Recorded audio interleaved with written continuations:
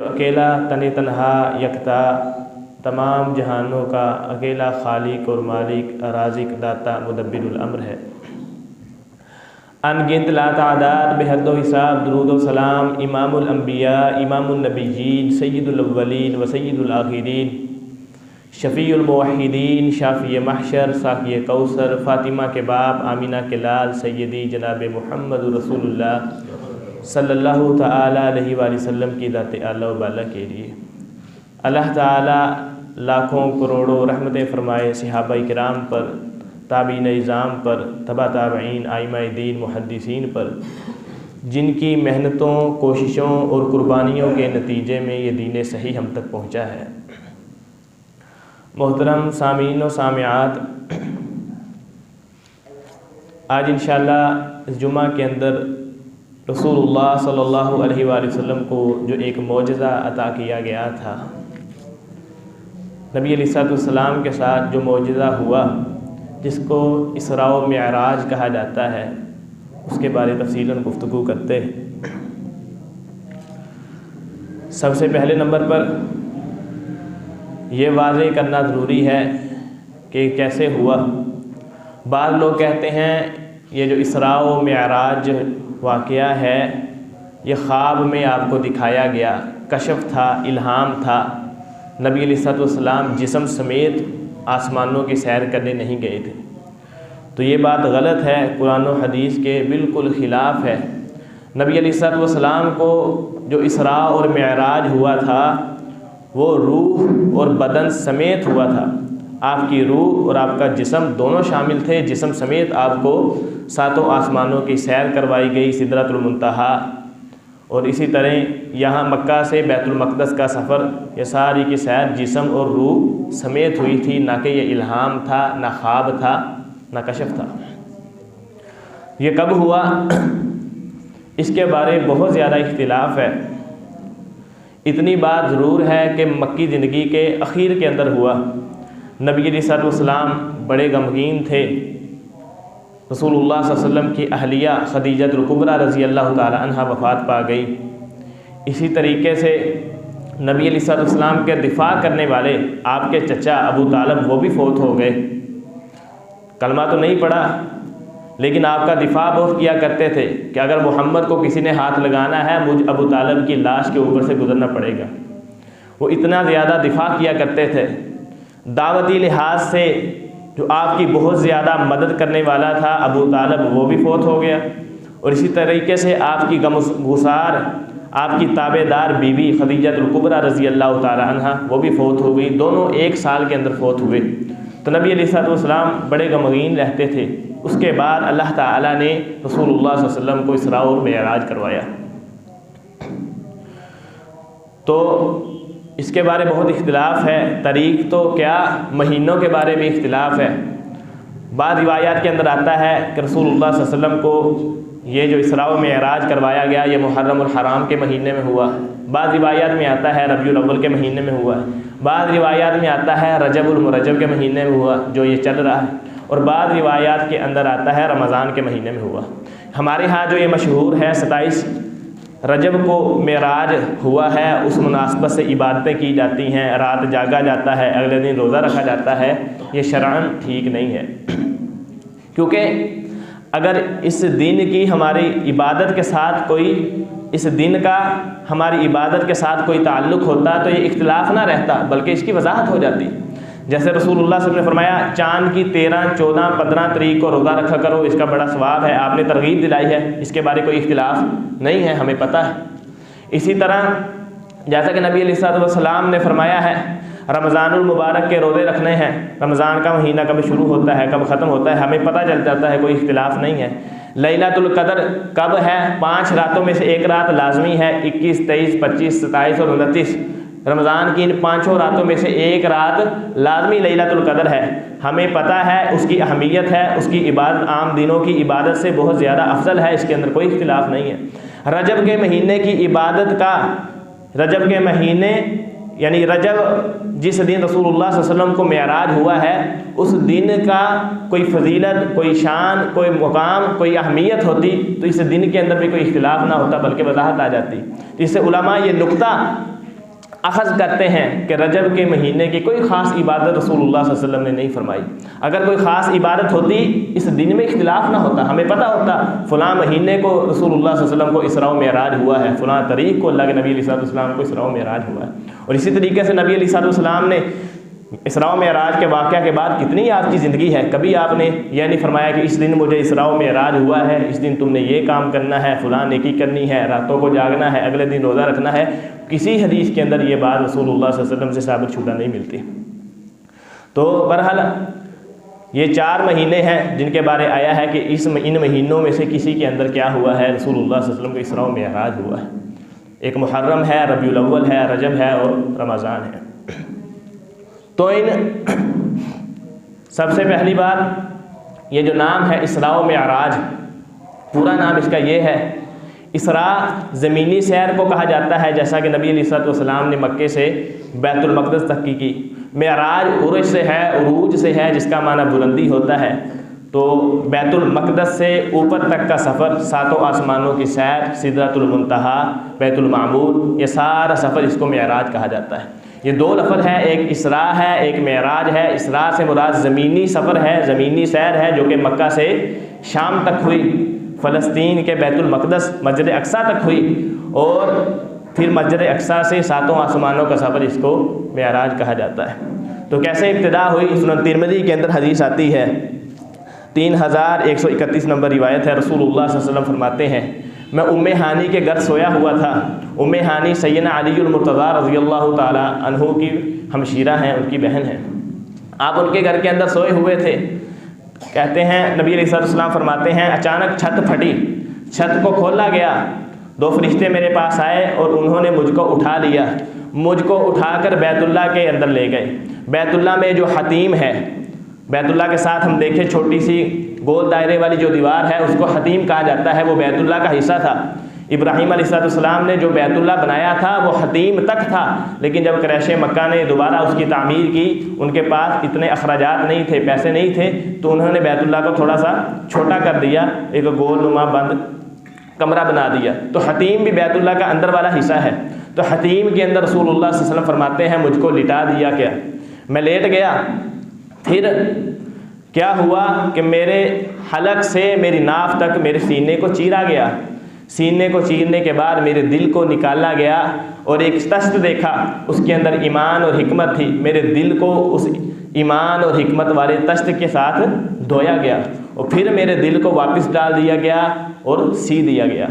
پھر رسول اللہ صلی اللہ علیہ وسلم آگے اپنا واقعہ بیان کرتے ہیں کہ میرے پاس براق نامی سواری لائی گئی۔ براق ایک جانور ہے جو گدھے سے تھوڑا سا بڑا ہے، سائز کے اعتبار سے گھوڑے سے تھوڑا سا چھوٹا ہے، اور اس کی سپیڈ، اس کے پر ہیں، اڑنے کی سپیڈ اتنی زیادہ ہے، رسول اللہ صلی اللہ علیہ وسلم فرماتے ہیں جتنی دور انسان کی نظر جاتی ہے اتنی بڑی اس کی ایک چھلانگ ہے۔ تو اتنی زیادہ سپیڈ کے ساتھ وہ لے کے جاتا تھا۔ تو انبیاء کی وہ سواری تھی۔ تو رسول اللہ صلی اللہ علیہ وسلم کے پاس جبریل اس براق کو لے کر آئے۔ براق نبی علیہ السلام کو دیکھ کر بدکنے لگا، تو جبریل علیہ السلام نے فرمایا، اے براق رک جا، تھم جا، یہ جو تجھ پر آج سوار ہونے لگا ہے اس سے بہتر تجھ پر پہلے کوئی سوار نہیں ہوا۔ تو براق تھم گیا، روایات کے اندر آتا ہے پسینے سے شرابور ہو گیا، رسول اللہ صلی اللہ علیہ وسلم کے مطیع ہو گیا۔ پھر وہاں سے آپ کا سفر شروع ہو جاتا ہے۔ نبی علیہ السلام براق پر بیٹھ جاتے ہیں۔ مکے سے چند لمحوں میں رسول اللہ صلی اللہ علیہ وسلم بیت المقدس مسجد اقصیٰ کے اندر پہنچ جاتے ہیں۔ آگے صحیح مسلم کی روایت آ جاتی ہے، مسلم شریف کے اندر ہے نبی علیہ السلام بیت المقدس کے اندر داخل ہوتے ہیں، تمام انبیاء صفے بنا کے کھڑے ہوئے ہیں۔ تو رسول اللہ صلی اللہ علیہ وسلم سے کہا جاتا ہے، جبریل کہتے ہیں، اے آپ امام الانبیاء ہیں، آئیں اور تمام نبیوں کو آپ نماز پڑھائیں۔ تو رسول اللہ صلی اللہ علیہ وسلم مسجد اقصیٰ کے اندر تمام انبیاء کو، تمام نبیوں اور رسولوں کو 2 رکعت نماز پڑھاتے ہیں۔ نماز پڑھانے کے بعد نبی علیہ السلام کے بعد جبریل امین علیہ السلام 2 پیالے لے کے آتے ہیں۔ ایک پیالے کے اندر دودھ ہوتا ہے اور ایک پیالے کے اندر شراب ہوتی ہے۔ تو رسول اللہ صلی اللہ علیہ وآلہ وسلم دودھ کو لے لیتے ہیں اور اس کو نوش فرما لیتے ہیں، پی لیتے ہیں۔ تو جبریل کہتے ہیں کہ اے محمد، تو نے فطرت کو چنا ہے، صلی اللہ علیہ وسلم، تو نے فطرت کو پسند کیا ہے، اگر تو شراب لے لیتا، شراب پی لیتا، تیری امت گمراہ ہو جاتی ہے۔ تو نبی علیہ الصلوۃ والسلام نے دودھ کو پی لیا۔ پھر اس کے بعد نبی علیہ الصلوۃ والسلام خود واقعہ بیان کرتے ہیں کہ میں نے دیکھا ایک کونے میں موسیٰ علیہ الصلوۃ والسلام نوافل پڑھ رہے ہیں، پھر میں نے دیکھا مسجد اقصیٰ کے ایک کونے میں عیسیٰ علیہ الصلوۃ والسلام نوافل پڑھ رہے ہیں، پھر میں نے دیکھا کہ ابراہیم علیہ الصلوۃ والسلام بھی مسجد اقصیٰ کے اندر نفل نماز ادا کر رہے ہیں۔ پھر وہاں سے آپ کا آسمانی سفر شروع ہو جاتا ہے۔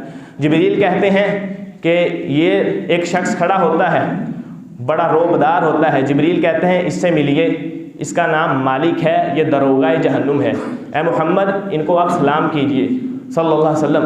نبی علیہ السلام جہنم کے داروغہ مالک کو سلام کرنے کے لیے آگے بڑھتے ہیں، لیکن وہ خود اعزاز لینا چاہتا تھا، بڑھ کر رسول اللہ صلی اللہ علیہ وسلم کو سلام کر لیتا ہے۔ اس طرح سے اس سے ملاقات ہوتی ہے۔ پھر آگے سے آپ کا آسمانی سفر شروع ہو جاتا ہے۔ نبی علیہ السلام کی سواری براق جو ہے اس کو باندھ دیا جاتا ہے۔ پھر اگلا آسمانی سفر ہے وہ بذریعہ سیڑھی طے کیا جاتا ہے۔ بعض کہتے ہیں کہ وہ بھی براق کے ذریعے سے ہوا، یہ بات غلط ہے۔ صحیح مسلم کی حدیث کے اندر آتا ہے وہ سیڑھی کے ذریعے سے ہوتا ہے۔ وہ جو بھی سیڑھی تھی، جیسی بھی تھی، اللہ تعالیٰ بہتر جانتے ہیں، اس کی تفصیل ہم نہیں کر سکتے۔ تو نبی علیہ السلام بذریعہ سیڑھی آپ کا آسمانی سفر جس کو معراج کہا جاتا ہے وہ شروع ہو جاتا ہے۔ جبریل امین کے ساتھ آپ پہلے آسمان پر جاتے ہیں جو ہمیں نظر آتا ہے، اس کو پہلا آسمان کہا جاتا ہے، آسمان دنیا بھی اسے کہا جاتا ہے۔ تو پہلے آسمان، ہر آسمان کے دروازے ہیں، تو پہلے آسمان کو کھٹکھٹایا جاتا ہے، اس کے دروازے کو جبریل امین علیہ السلام کھٹکھٹاتے ہیں۔ دربان پوچھتے ہیں کون ہو؟ تو جبریل کہتے ہیں میں جبریل ہوں۔ تمہارے ساتھ کون ہے؟ تو بتلایا جاتا ہے کہ محمد رسول اللہ صلی اللہ علیہ وسلم ہے۔ تو پوچھا جاتا ہے کیا انہیں بلایا ہے یا خود ہی آئے ہیں؟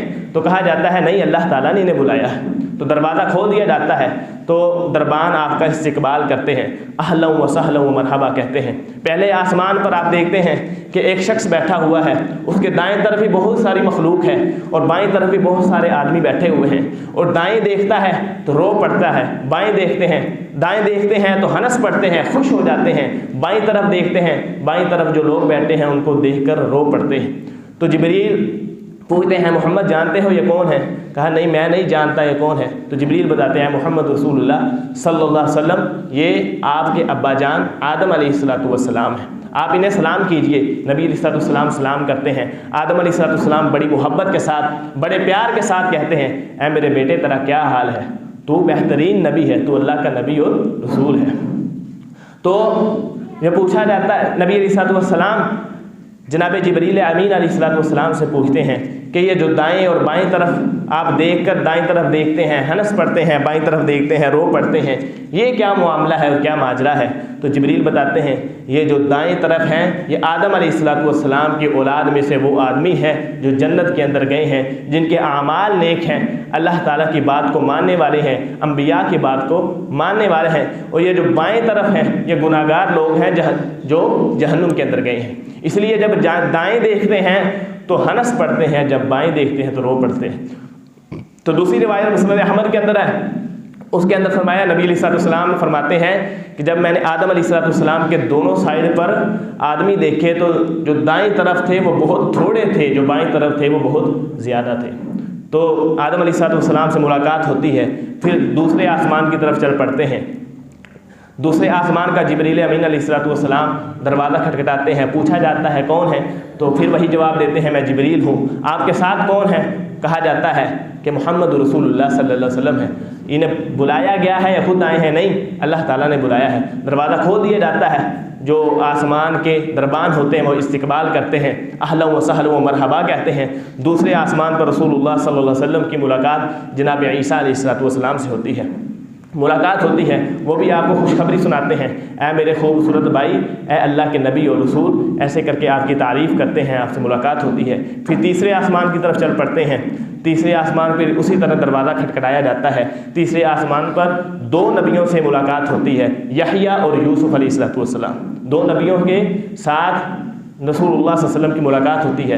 وہ آپ کا استقبال کرتے ہیں، آپ کو خوش آمدید کہتے ہیں، آپ کو نیک نبی، صالح نبی کہتے ہیں۔ تو نبی علیہ السلام فرماتے ہیں، صحیح بخاری کی حدیث ہے، تیسرے آسمان پر میں نے یوسف علیہ السلام کو دیکھا اور میں دیکھا کہ پوری آدھی دنیا کا حسن انہیں عطا کیا گیا تھا۔ یعنی آدھی دنیا کی خوبصورتی ایک طرف رکھ دیں، اکیلے جناب یوسف علیہ السلام کی خوبصورتی ایک طرف رکھ دیں پھر برابر ہوتی ہے۔ یعنی آدھی دنیا کا حسن انہیں دیا گیا تھا، بڑے خوبصورت تھے، بڑے حسین آدمی تھے۔ پھر چوتھے آسمان کی طرف چل پڑتے ہیں۔ چوتھے آسمان پر جناب محمد رسول اللہ صلی اللہ علیہ وسلم کی ملاقات جناب ادریس علیہ السلام کے ساتھ ہوتی ہے۔ پھر پانچویں آسمان کی طرف چلتے ہیں۔ پانچویں آسمان پر موسیٰ علیہ السلام کے بھائی ہارون علیہ السلام کے ساتھ نبی علیہ السلام کی ملاقات ہوتی ہے۔ چھٹے آسمان پر چلتے ہیں۔ چھٹے آسمان پر جناب موسیٰ علیہ السلام کے ساتھ امام الانبیاء جناب محمد رسول اللہ صلی اللہ علیہ وآلہ وسلم کے ساتھ ملاقات ہوتی ہے۔ تو نبی علیہ السلام جب موسیٰ سے ملاقات کرتے ہیں، موسیٰ علیہ السلام رسول اللہ صلی اللہ علیہ وسلم کو دیکھ کر رونے لگ جاتے ہیں، آنکھوں سے آنسو آ جاتے ہیں۔ تو نبی علیہ السلام پوچھتے ہیں، موسیٰ کیوں رو رہے ہو؟ کہا میں اس لیے رو رہا ہوں، تو میرے بعد آئے گا، تو میرے بعد آ رہا ہے، تیری امت میری امت سے زیادہ جنت میں چلی جائے گی۔ تو یہ حسد نہیں تھا، بغض نہیں تھا، یہ رشک تھا، جس کو رشک کہا جاتا ہے کہ تو نے اتنی زیادہ اپنی امت جنت کے اندر لے جانی ہے، میں کیوں نہیں لے کے گیا؟ میری امت بھی جنت کے اندر جانی چاہیے تھی۔ کہا کہ اے محمد تیری امت میری امت سے زیادہ جنت کے اندر چلی جائے گی، اس وجہ سے میں رو رہا ہوں کہ میں کیوں نہیں لے کے گیا۔ تو اس کو رشک کہا جاتا ہے۔ تو موسیٰ علیہ السلام رسول اللہ صلی اللہ علیہ وسلم کو دیکھ کر رونے لگ گئے تھے۔ پھر آگے ساتویں آسمان پر جاتے ہیں۔ ساتویں آسمان پر جناب محمد رسول اللہ صلی اللہ علیہ وسلم کی ملاقات ابراہیم علیہ السلام سے ہوتی ہے۔ ابراہیم علیہ السلام نبی علیہ السلام کا استقبال کرتے ہیں اور پیار کے ساتھ اپنا بیٹا ان کو کہتے ہیں، کیونکہ نبی علیہ السلام ابراہیم علیہ السلام ہی کی آل سے ہیں۔ اسی طرح آپ کا یہ ساتوں آسمانوں کا سفر پورا ہوتا ہے۔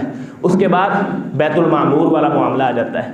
ایک خوبصورت جگہ ہوتی ہے، نبی علیہ السلام دیکھتے ہیں کہ اس کے اندر بہت سارے فرشتے ہیں، کوئی رکوع کے اندر ہے، کوئی سجدے کے اندر ہے، کوئی طواف کر رہا ہے۔ تو رسول اللہ صلی اللہ علیہ وسلم جبریل امین علیہ السلام سے پوچھتے ہیں کہ جبریل یہ کون سی جگہ ہے؟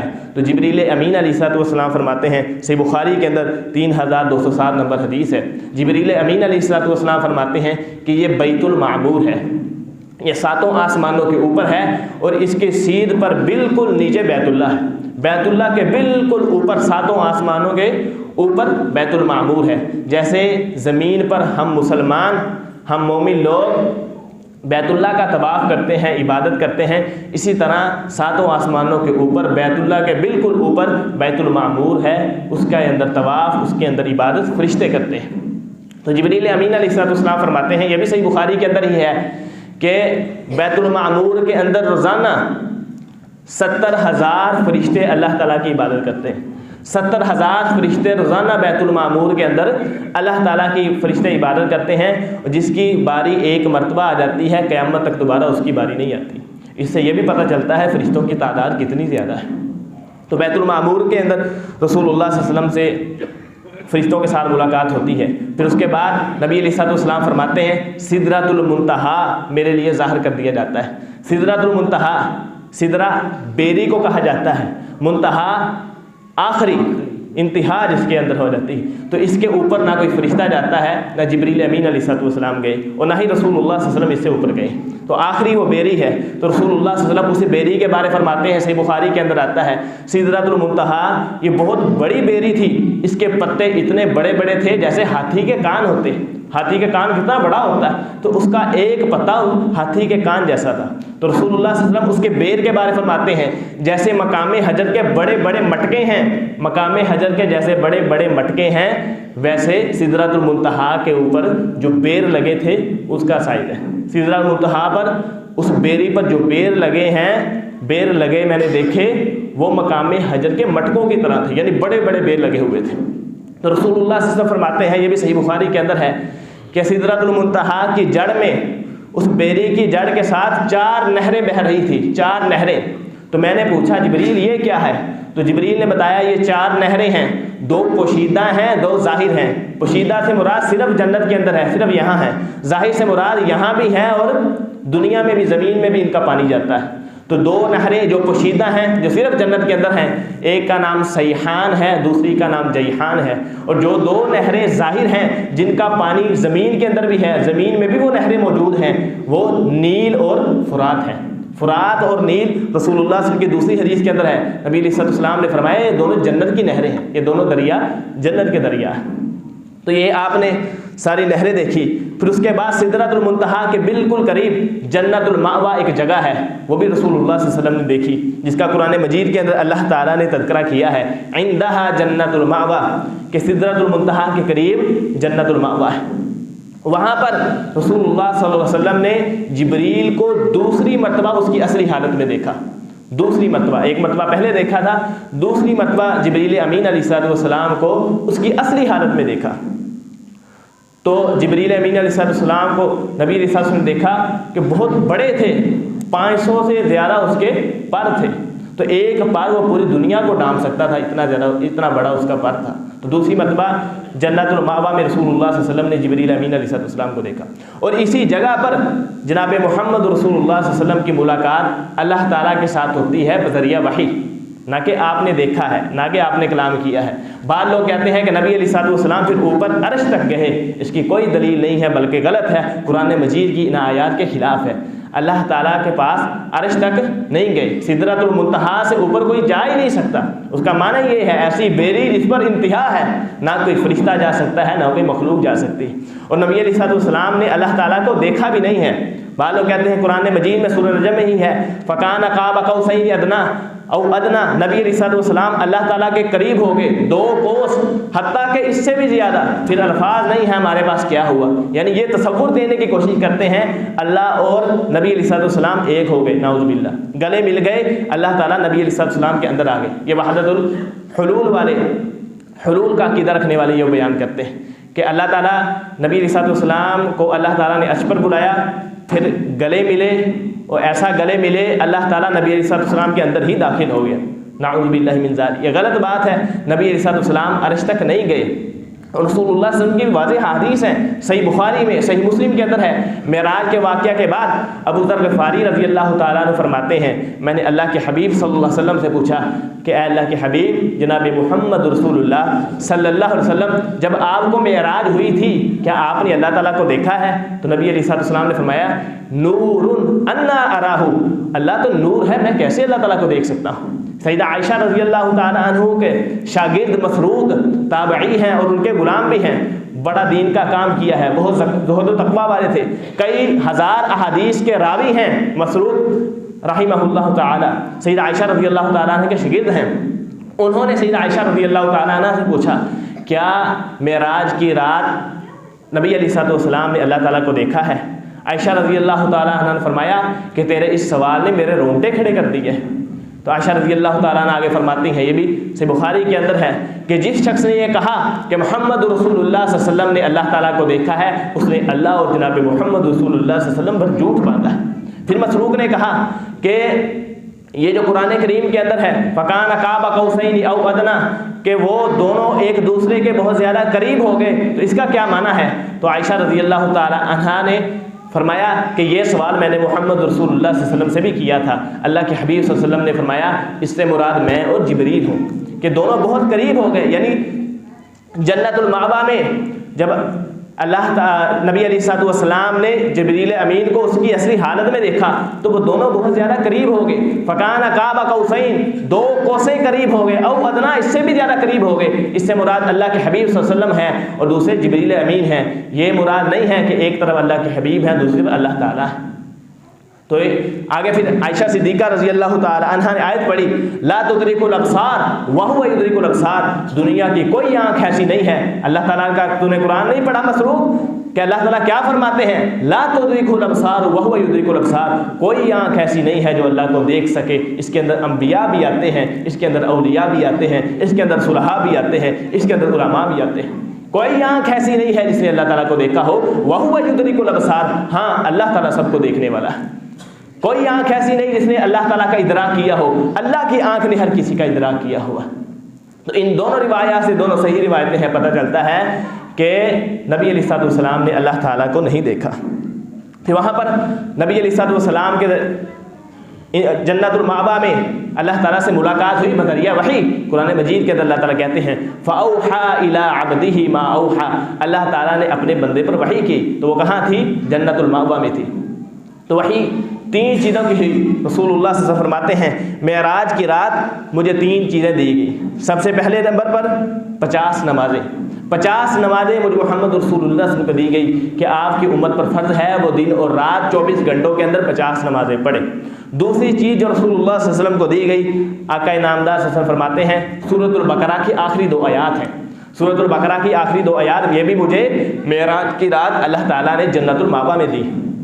تیسری چیز رسول اللہ صلی اللہ علیہ وسلم فرماتے ہیں جو اللہ تعالیٰ نے مجھے دی ہے، صحیح مسلم کی حدیث ہے، فرمایا غفر لمن لم یشرک باللہ۔ تیسری چیز اللہ تعالیٰ نے مجھے یہ دی کہ اے محمد صلی اللہ علیہ وسلم تیری امت میں سے ہر اس شخص کو میں بخش دوں گا جس نے شرک نہ کیا ہو، جس کی توحید کھری ہو، جس کا عقیدہ کھرا ہو، میں اس کو معاف کر دوں گا۔ یہ 3 چیزیں رسول اللہ صلی اللہ علیہ وسلم فرماتے ہیں معراج کی رات مجھے اللہ تعالیٰ نے وحی کر کے دی ہیں۔ ایک 50 نمازیں، دوسرے نمبر پر سورۃ البقرہ کی آخری 2 آیات، تیسرے نمبر پر رسول اللہ فرماتے ہیں جس کا عقیدہ ٹھیک ہوا، جس نے شرک نہ کیا ہوا، اللہ تعالیٰ نے مجھے کہہ دیا کہ جو میرے ساتھ شریک نہیں ٹھہرائے گا تیری امت میں سے ہر اس شخص کو میں معاف کر دوں گا۔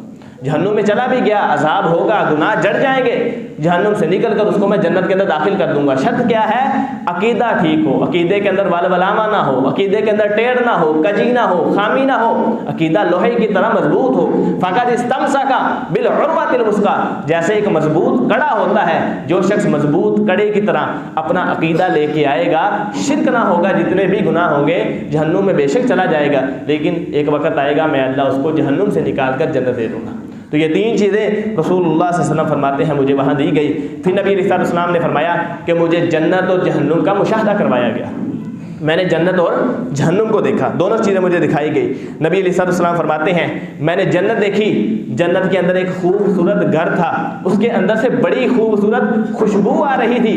میں نے پوچھا یہ گھر کس کا ہے، اس کے اندر کون ہے؟ تو جبریل امین نے بتایا کہ اس کے اندر مشاطہ ہے۔ مشاطہ کون ہے؟ فرعون کی بیوٹی میکر جسے کہہ دیں، فرعون کی غلام تھی، بیوٹی میکر تھی، جو اس کی بیٹیوں کے حسن کا خیال رکھتی، اس کے بالوں میں کنگھی کیا کرتی تھی، گھر کے کام کاج کیا کرتی تھی۔ ایک مرتبہ مشاطہ اس نے فرعون کی بیٹی کے بالوں میں کنگھی کر رہی تھی، وہ توحید والی تھی، فرعون پر ایمان لانے والی نہیں تھی، فرعون کو اپنا رب نہیں مانتی تھی، فرعون کی غلام ضرور تھی لیکن ایمان اللہ پر تھا۔ فرعون کی بیٹی کے بالوں میں کنگھی کر رہی تھی اور اس نے کہہ دیا فرعون ہلاک ہو۔ اس کی بیٹی نے سن لیا تو اس نے فرعون کو بتا دیا تو فرعون نے اس کو برے طریقے سے قتل کروا دیا۔ تو جبریل امین کہتے ہیں اللہ تعالیٰ نے اس کو جنت کے اندر یہ گھر دیا ہے۔ تو رسول اللہ فرماتے ہیں کہ میں نے سب سے پہلے وہ گھر دیکھا۔ پھر اس کے بعد رسول اللہ فرماتے ہیں میں نے ایک نہر دیکھی، اس کا پانی بڑا میٹھا تھا اور اس نہر کے دونوں جانب موتیوں کے بنے کبے تھے۔ میں نے کہا یہ نہر کیا ہے؟ تو جبریل نے بتایا یہ کوثر ہے، تو یہ بھی اللہ تعالیٰ نے آپ کو عطا کرنی ہے۔ انا اعطیناک الکوثر، اے محبوب ہم نے آپ کو کوثر عطا کی۔ تو یہ بھی رسول اللہ صلی اللہ علیہ وسلم کا اعزاز تھا۔ پھر نبی علیہ السلام فرماتے ہیں میں جنت کے اندر آگے چلا، میں نے ایک محل دیکھا، وہ بھی بڑا خوبصورت تھا۔ میں نے کہا یہ کس کا ہے؟ تو کہا گیا اے محمد رسول اللہ صلی اللہ علیہ وسلم یہ محل آپ کا ہے۔ تو نبی علیہ السلام نے خواہش کی کیا میں اس کے اندر جا سکتا ہوں؟ فرمایا نہیں، زندگی میں ابھی آپ زندہ ہیں، زندگی میں آپ اس کے اندر نہیں جا سکتے، ابھی آپ کا تھوڑا وقت باقی ہے، یعنی آپ وفات کے بعد اس کے اندر جا سکتے ہیں۔ پھر نبی علیہ السلام فرماتے ہیں میں نے جنت کے اندر آگے چلا، میں نے اپنے آگے آگے کسی کے چلنے کی آواز سنی، تو میں نے پوچھا یہ آواز کس کی ہے؟ تو رسول اللہ صلی اللہ علیہ وسلم کو بتلایا گیا، جبریل امین نے بتایا یہ آپ کا ایک امتی ہے جس کا نام بلال ہے، وہ چلتا زمین پر ہے، اس کی آہٹ قدموں کی جنت کے اندر سنائی دیتی ہے۔ تو نبی علیہ السلام فرماتے ہیں جب میں معراج سے واپس آیا تو میں نے بلال سے پوچھا بلال کیا ماجرا ہے؟ میں جنت کی سیر کر رہا تھا معراج میں نے اپنے آگے تیرے چلنے کی آواز سنی ہے۔ تو بلال رضی اللہ تعالیٰ فرمایا اے اللہ کے نبی کوئی نہیں، لیکن ہاں ایک خوبی میرے اندر ضرور ہے، میں جب بھی وضو کرتا ہوں وضو کے بعد 2 رکعتیں وضو کی پڑھتا ہوں، تحیۃ الوضو ادا کرتا ہوں، شاید اس وجہ سے اللہ تعالیٰ نے مجھے یہ مقام دیا ہے، آپ کے آگے آگے جنت کے اندر میری آپ نے چلنے کی آواز سنی۔ تو ہمیں بھی چاہیے کہ وضو اکثر وضو رہا کریں، اور جب بھی وضو کریں تحیۃ الوضو پڑھ لیا کریں، جس کو وضو کی 2 رکعتیں کہا جاتا ہے۔ تو کہتے ہیں کہ جب بھی میں وضو کرتا ہوں وضو کے بعد وضو کی 2 رکعتیں پڑھتا ہوں، جسے رسول اللہ صلی اللہ علیہ وسلم نے تحیۃ الوضو کا نام دیا ہے، اس وجہ سے اللہ تعالیٰ نے مجھے یہ مقام دیا ہے۔ پھر نبی علیہ السلام فرماتے ہیں کہ میں جہنم کے پاس سے گزرا، جہنم کے اندر میں نے ایک گروہ کو دیکھا، بہت سے ایسے لوگ تھے جن کے ناخن پیتل کے تھے اور ان ناخنوں کے ساتھ اپنے چہرے کو نوچ رہے تھے، اپنے سینے کو نوچ رہے تھے، اتنا نوچ رہے تھے اندر سے ہڈیاں نظر آ رہی تھی۔ تو نبی علیہ السلام نے جبریل امین سے پوچھا کہ جبریل یہ کون ہے، یہ بدبخت بدنصیب کون ہے جنہیں اتنا برا عذاب ہو رہا ہے، تلواروں کی طرح ان کے پیتل کے ناخن ہیں اور اپنے جسموں کو کھا رہے ہیں؟ تو رسول اللہ صلی اللہ علیہ وسلم کو بتلایا گیا یہ وہ لوگ ہیں جو دنیا میں لوگوں کو گوشتوں کو کھاتے تھے، جو دنیا میں لوگوں کا گوشت کھایا کرتے تھے۔ یعنی کیا مانا؟ لوگوں کی غیبت کیا کرتے ہیں، لوگوں کی چغلی کیا کرتے ہیں۔ غیبت کیا ہے؟ اب کسی کے بارے ایسی بری بات کہیں اس کی عدم موجودگی میں، وہ موجود نہ ہو، کسی کی غیر موجودگی میں اس کے بارے بری بات لوگوں کو کہیں، یہ غیبت ہے۔ تو نبی علیہ السلام سے یہی تعریف پوچھی گئی، اللہ کے نبی علیہ السلام غیبت کیا ہے؟ فرمایا تو اپنے مسلمان بھائی کے بارے کوئی ایسی بات کہہ اس کی غیر موجودگی میں جو اس کی خامی ظاہر کرے، یہ غیبت ہے۔